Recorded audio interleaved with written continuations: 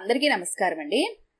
ఈరోజు మనం వై సాయిబాబా గారు రచించిన జ్ఞానోదయం అనే ఓ చక్కటి కథను విందాం.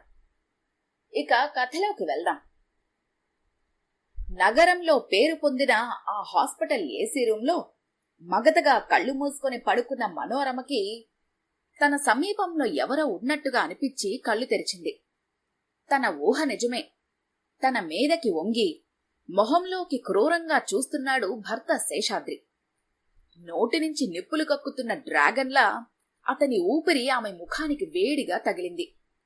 ఆ మొహంలో జాలి, దయ ఏ కొసాన కనిపించడం లేదు. కళ్ళు పగ, ప్రతీకారం, ద్వేషం, కసి విరజుమ్ముతున్నాయి. ఓ లేచావా? నువ్వు ఎప్పుడు లేస్తావా అని ఎదురు చూస్తున్నాను. నువ్వు రాబోతున్న మరణానికి భయపడుతూ బాధతో అలమటిస్తూ రోజురోజుకి కుమిలి చస్తూ ఉంటే చూసి ఆనందంతో కేరెత్తలు కొడదామని అనుకుంటే వాడెవడో తలమాసినవాడు నీకు కిడ్నీ దానం చేయడానికి దొరికాడంటగా. నా ఆశలు వమ్ము కావడానికి వీల్లేదు, నువ్వు బ్రతకడానికి వీల్లేదు అంటూ కత్తి తీసి ఆమె గుండెల్లో బలంగా పొడిచాడు. ఆమె వద్దు వద్దు అంటూ కేకలు వేస్తూనే ఉంది.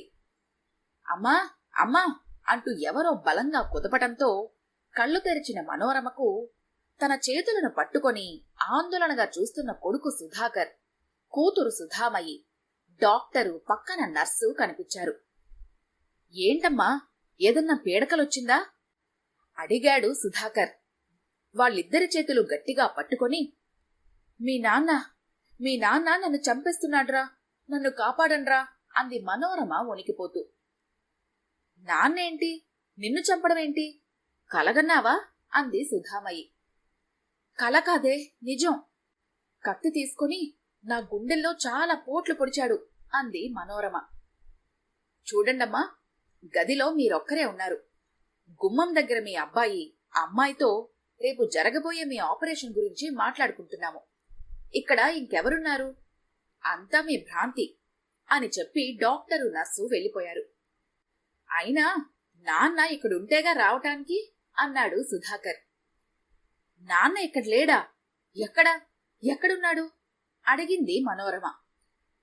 వైజాగ్లో గాయత్రి అత్తయ్యకి హార్ట్అటాక్ వచ్చింది. డాక్టర్ బైపాస్ సర్జరీ చెయ్యాలన్నారు. ఫారిన్లో ఉన్న బావకి ఫోన్ చేస్తే వెంటనే బయలుదేరుతున్నాను, నేనొచ్చే వరకు అత్తయ్య దగ్గరుండమని నాన్నకి చెప్పాడు. నిన్ను మాకు అప్పగించి నాన్న వైజాగ్ వెళ్లాడు అంది సుధామయి. నేనిక్కడ చావు బతుకుల్లో ఉంటే నా కర్మకి నన్ను వదిలేసి చెల్లెల కోసం పరిగెత్తాడా మీ నాన్న? చూసావా నేనంటే ఎంత ప్రేమ, శ్రద్ధ? కసిగా అంది మనోరమ. నిన్ను చూసుకోవటానికి మేమిద్దరం ఉన్నాము, అక్కడ అత్తయ్య దగ్గర ఎవరున్నారని. అందుకే నీకు ఇప్పటిదాకా ఈ విషయం చెప్పలేదు. రేపో ఆపరేషన్. పిచ్చి పిచ్చి ఆలోచనలు కట్టిపెట్టి ప్రశాంతంగా ఉండు కోప్పడింది సుధామయి. శేషాద్రి ఇంటికి 2 సందుల అవతల మేనమామ రామకోటి ఇల్లు. శేషాద్రికి 5 ఏళ్లున్నప్పుడు మేనమామకి మనోరమ పుట్టింది. చిన్నప్పటి నుంచి శేషాద్రికి మనోరమ అంటే ప్రాణం. వయసు పెరిగే కొద్దీ అది ప్రేమగా మారింది. మనోరమకి మాత్రం ఆ భావమేమీ లేదు. చాలా అందంగా ఉండేది, కాని రణపెంకి, మాట పెలుసు, పొగరుబోతుతనంతో ఎవరినీ లెక్క చేసేది కాదు. అయితే ఆమె ఆటలు తండ్రి దగ్గర సాగేవి కావు. తెల్లగరేస్తే నిర్దాక్షణ్యంగా చితక్కొట్టేవాడు. అందుకే తండ్రంటే మహాభయం. చదువయ్యాక గవర్నమెంట్ హాస్పిటల్లో ఎల్డీసీగా ఉద్యోగం సంపాదించాక శేషాద్రికి పెళ్లి సంబంధాలు చూడటం మొదలుపెట్టారు. శేషాద్రి మేనమామతో మనోరమని పెళ్లి చేసుకుంటానని చెబితే రామకోటి అతని మంచితనం తెలిసుండటంతో తన కూతురి స్వభావం తెలిసి వద్దన్నాడు. చివరికి శేషాద్రి బలవంతం మీద అంగీకరించక తప్పలేదు. కాపురానికి పంపేటప్పుడు రామకోటి కూతురితో దేవుడులాంటి భర్త దొరికాడు, వాడి మనసు కష్టపెట్టినట్టు ఏమాత్రం తెలిసినా నిన్ను అడ్డంగా నరికి నేను జైలుకెళ్తాను అని గట్టిగా వార్నింగ్ ఇచ్చాడు. తన అందం మీద విపరీతమైన నమ్మకం ఉన్న మనోరమ తనని ఓ కోటీశ్వరుడో, ఏ సినిమా యాక్టరో ఎగరేసుకుపోతాడని కలలు కన్న మనోరమ శేషాద్రిని భర్తగా అంగీకరించలేకపోయినా తండ్రి భయానికి తలొగ్గింది. తన దురదృష్టాన్ని తిట్టుకుంటూ 2 పిల్లలకి తల్లయ్యింది. ఒకసారి పుట్టింటికొచ్చినప్పుడు ఒక ఫంక్షన్లో ఆమె చిన్ననాటి స్నేహితులు ఫాతిమా, రత్నమాల కలిశారు. ఇద్దరికీ పెళ్లిళ్ళయ్యాయి. ఫాతిమా భర్త దుబాయ్లో తండ్రి అన్నదమ్ములతో పెద్ద వ్యాపారం చేస్తున్నాడు. రత్నమాల భర్త సెంట్రల్ గవర్నమెంట్లో ఆఫీసర్ పోస్టులో ఉన్నాడు. వాళ్లు మనోరమ పరిస్థితికి జాలి చూపించారు. నిన్ను ఏ గంధర్వ రాకుమారుడో ఎత్తుకుపోయి పెళ్లి చేసుకుంటాడని, మాకన్నా నువ్వే ఉన్నత స్థితిలో ఉంటావని ఊహించాము. కాని ఇప్పుడు నిన్ను చూస్తే జాలేస్తోంది అని వారు అంటుంటే మనోరమకి పుండు మీద కారం చల్లినట్టుగా అయింది. అదే సమయంలో తండ్రి మరణించటంతో ఆమె గయ్యాలితనానికి రెక్కలొచ్చినట్టుగా అయింది. భర్త ఇంట్లో ఉంటే ఏ కారణం లేకుండా తిట్లు, సాధింపులు, అవమానించడాలు మొదలుపెట్టింది. భర్త తప్పిదం ఏమీ లేదని ఆమెకు తెలుసు. శేషాద్రి మౌనంగా అవన్నీ భరించటం అలవాటు చేసుకున్నాడు. అతని మౌనం ఆమెకు మరింత ఊతమిచ్చినట్టుగా అయింది. పిల్లలకి తల్లి నాన్నని అంతంత మాటలు ఎందుకు అంటుందో, నాన్న ఎందుకు ఊరుకుంటున్నాడు అనేది అర్థమయ్యేది కాదు. తండ్రి పట్ల విపరీతమైన జాలి, సానుభూతి పిల్లలకి ఏర్పడసాగింది. సుధాకర్ కాస్త సౌమ్యుడు. సుధామయ్య మాత్రం తండ్రిని ఏమన్నా అంటే తల్లికి ఎదురు తిరిగి పోట్లాట వేసుకునేది. తండ్రే ఆమెని శాంతపరిచేవాడు. ఏడాది క్రితం మనోరమ పుట్టింటికి వెళ్ళినప్పుడు మళ్లీ ఏదో ఫంక్షన్లో ఆమె స్నేహితులు 30 ఏళ్ల తర్వాత కాకతాళీయంగా కలిశారు.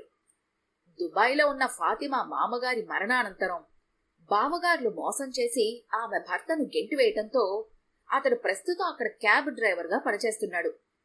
రత్నమాల భర్త ఆఫీసరై ఎడాపెడా లంచాలు తీసుకుంటూ పట్టుబట్టంతో ఆస్తి మొత్తం ప్రభుత్వ స్వాధీనం కాగా అతనిప్పుడు జైల్లో ఉంటున్నాడు. అదృష్టం అంటే డబ్బు, హోదా అనుకుని నీది బ్యాడ్ లక్ అనుకున్నాము. స్వచ్ఛమైన ప్రేమానురాగాలు పంచగల భర్తే అదృష్టం. అది నీకు లభించటం నీ పుణ్యం. ఆనాడు నిన్ను చూసి జాలిపడ్డాం, ఇప్పుడు నిన్ను చూసి అసూయ పడుతున్నాం అని వారంటూ ఉంటే మనోరమలో అంతర్మథనం మెల్లగా ఊపిరి పోసుకోవటం మొదలైంది. యుక్త వయసులోనే మనోరమకి షుగర్ వ్యాధి వచ్చినా నిర్లక్ష్యం చేయటంతో ఇప్పుడు ఆమె 2 కిడ్నీలు పాడైపోయాయి.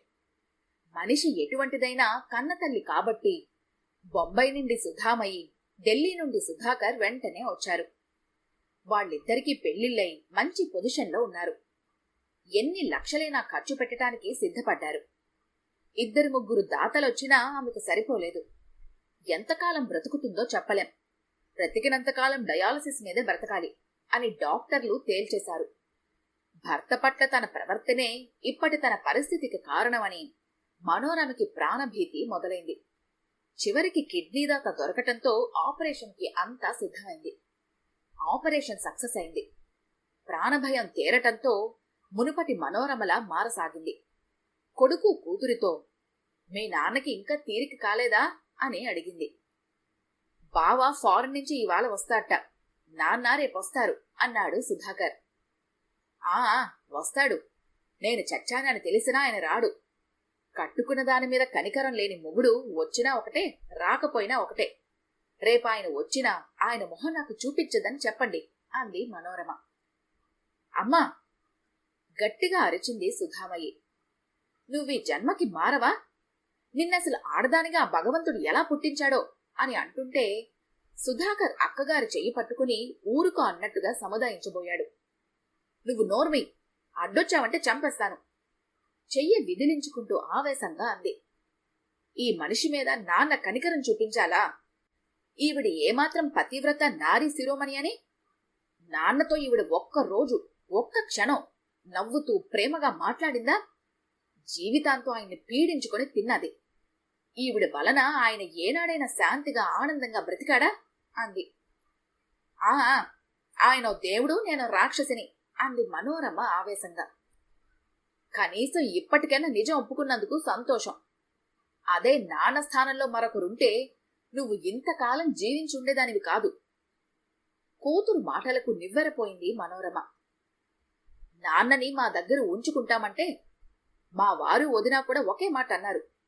మీ నాన్నగారిని తీసుకురండి, దేవుళ్లా చూసుకుంటాం, కానీ మీ అమ్మగారు మాత్రం రావటానికి వీల్లేదు. ఆవిడ ప్రభావం మన పిల్లల మీద పడే ప్రమాదం ఉంది అన్నారు. ఓహో, ఇంకే? ఆయన తీసుకెళ్లి నెత్తి మీద పెట్టుకుని ఊరేగండి. అక్కసుగా అంది మనోరమ. ఇదే మాట నాన్ననడిగితే ఏమన్నారో తెలుసా? కష్టమో సుఖమో సంతోషమో దుఃఖమో ఎంతకాలం కలిసి అనుభవించాము. ఇప్పుడు ఈ వయసులో ఆవిడ కర్మ కొదిలేసి నా సుఖం చూసుకుంటే మానవత్వం అనిపించుకుంటుందా? ఇదేనా ప్రేమంటే? ఇందుకేనా పెళ్లి చేసుకుంది అన్నారమ్మా అన్నాడు సుధాకర్. మనోరమ గుండెల మీద బలమైన సమ్మెటతో మోదినట్లుగా అనిపించింది. మరి ఆ భావం అమ్మకి కూడా ఉండాలి కదా నాన్న అంటే, నన్ను ద్వేషించటం ఆమె స్వభావమైతే ఆమెను ప్రేమించటం నా స్వభావం. తన స్వభావాన్ని ఆమె వదులుకోలేనప్పుడు నా స్వభావాన్ని నేనెందుకు వదులుకోవాలి అన్నారు. నీ చర్యల్ని సమర్థించేవారు, నీతో నవ్వుతూ మనస్ఫూర్తిగా మాట్లాడేవారు మన బంధుమిత్రుల్లో గాని ఇరుగు పొరుగులో గాని ఒక్కరైనా ఉన్నారా అంది సుధామయ్యి. ఇంతలో సుధాకర్ సెల్ మోగడంతో సుధాకర్ మాట్లాడుతూ, ఇప్పుడే వస్తున్నాను అంటూ చెల్లెలికి సైగ చేసి తల్లికి ఇప్పుడే వస్తామని చెప్పి హడావిడిగా ఇద్దరూ బయటికి వెళ్లిపోయారు. మనోరమ మనసులో తన సంతానం సంధించే ప్రశ్నలకు సమాధానం లభించక తీవ్రమైన ఆందోళనకు గురైంది. పాప ప్రక్షాళన మొదలైంది. చివరి దశలో ఉన్న మానవత్వం తిరిగి కాంతివంతమవసాగింది. వదినా పిలుపు విని గుమ్మం వైపు చూసిన మనోరమ ఆశ్చర్యపోయింది. గుమ్మంలో గాయత్రి నవ్వుతూ ఆమెనే చూస్తోంది. నీకు హార్ట్ అటాక్ అని బైపాస్ సర్జరీ తడబడుతూ అడిగింది మనోరమ. నా గుండెకు ఏమీ ఢోకా లేదు, నిక్షేపంలా ఉంది. నేను వచ్చి 4 రోజులైంది అంది గాయత్రి మనోరమ దగ్గరికి వస్తూ. మరి మీ అన్నయ్య? అయోమయంగా అడిగింది మనోరమ. అన్నయ్య పక్క రూంలోనే ఉన్నాడు. నీకు కిడ్నీ ఇచ్చింది అన్నయ్యే అంది గాయత్రి. గుండెల్లో నుంచి బుల్లెట్ ట్రైన్ దూసుకుపోయినట్లుగా అనిపించింది మనోరమకి. అవునమ్మా, మేమిద్దరం ఎవరిది సరిపోతే వారు ఇద్దామనుకుంటే నాన్న వద్దని వారించి ఆయన కిడ్నీ ఇచ్చారు.